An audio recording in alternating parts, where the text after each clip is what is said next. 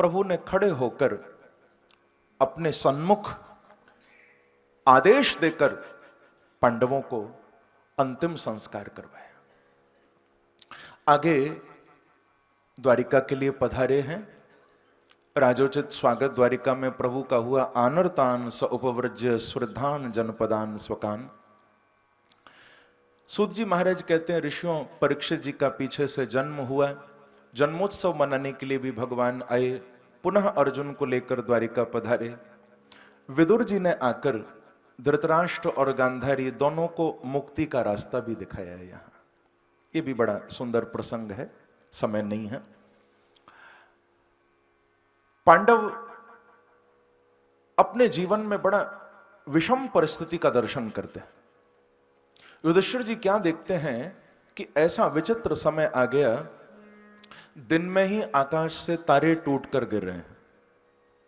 मंदिर में जाएं तो भगवान के विग्रह से आंसू बह रहे हैं, गौशाला में जाएं तो गौ माता रो रही है। युधिष्ठिर को समझ नहीं आया कि ये चक्कर क्या है। चिंता एक और बात की है, अर्जुन कृष्ण को छोड़ने के लिए द्वारिका गया है। 7 महीने हो गए, अभी तक अर्जुन द्वारिका से लौटकर नहीं आया। तो इस बात की भी बड़ी चिंता है। भीम से थोड़ी वार्तालाप कर रहे हैं कि गता सप्ताधुना मासा भीमसेन तवानुज नायाति कस्य वा हेतो नाहं वेदेदमंजसा।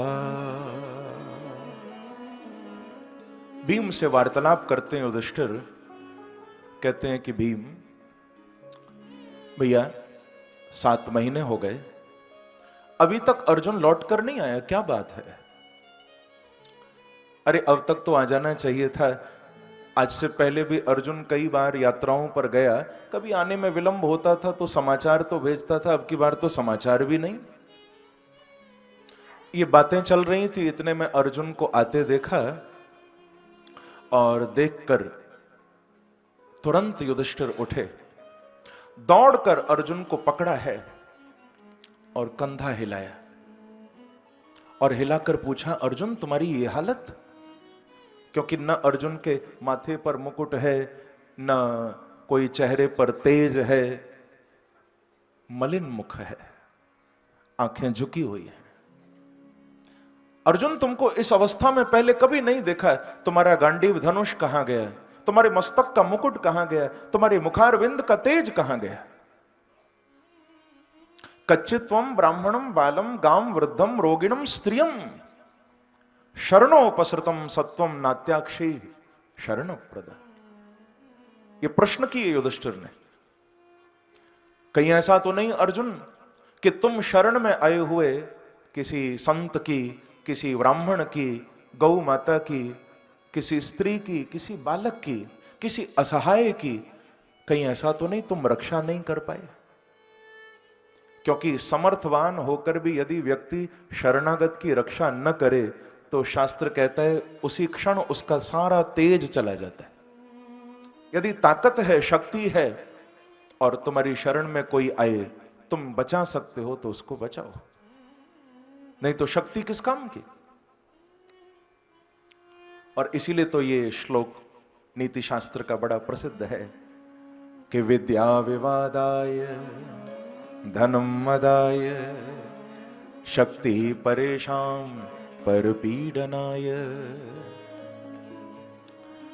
बंधुओं, यदि किसी दुष्ट को ये 3 चीजें मिल जाएं तो इनको प्राप्त करके वो इनका जीवन में सही अर्थ नहीं करता, वो अनर्थ ही करता है। यदि दुष्ट को सबसे पहले विद्या मिल जाए, कोई दुष्ट व्यक्ति थोड़ा ज्ञानी हो जाए ना, विद्यावान हो जाए, तो उस विद्या से वो विद्या के परम तत्व को नहीं पाएगा। उस विद्या को पाकर वो लोगों से वाद विवाद करेगा, लोगों को नीचा दिखाएगा। बस अरे तुम ये गलत बोलते हो, ये ऐसा नहीं है, ये ऐसा है। वो अपनी विद्या से केवल वाद विवाद करेगा। यदि दुष्ट व्यक्ति को धन मिल जाए तो वो उस धन का सदुपयोग नहीं। धनम मदाय, धन पाकर वो अभिमानी हो जाता है। आपने देखा ना, पैसा कमाकर व्यक्ति कितना अकड़ में रहता है, पर उसको ये नहीं पता कि पैसा जाने में एक दिन भी नहीं लगता। आप देखो, देखा गया बड़े बड़े अरबपति करोड़पति एक रात में सड़क पर आ जाते हैं। पैसे का कैसा अभिमान। पर धन पाकर व्यक्ति अभिमान करता है। बंद कर दो। धन पाकर व्यक्ति के हृदय में यह भाव होता है, मैं कभी कभी कहां भी करता हूं, जब तक निर्धन रहता है उत्पात नहीं करता है। जब तक निर्धन रहता है उत्पात नहीं करता, और पैसा आते ही फिर सीधे मुंह बात नहीं करता है। पैसे की अकड़, धनम मदाय।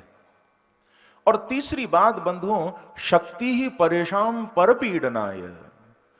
यदि दुष्ट व्यक्ति को थोड़ी शक्ति, थोड़ी ताकत मिल जाए ना, तो उस शक्ति को वो दूसरे को सताने में लगाता है, दूसरे को कष्ट देने में वो शक्ति का प्रयोग करता है।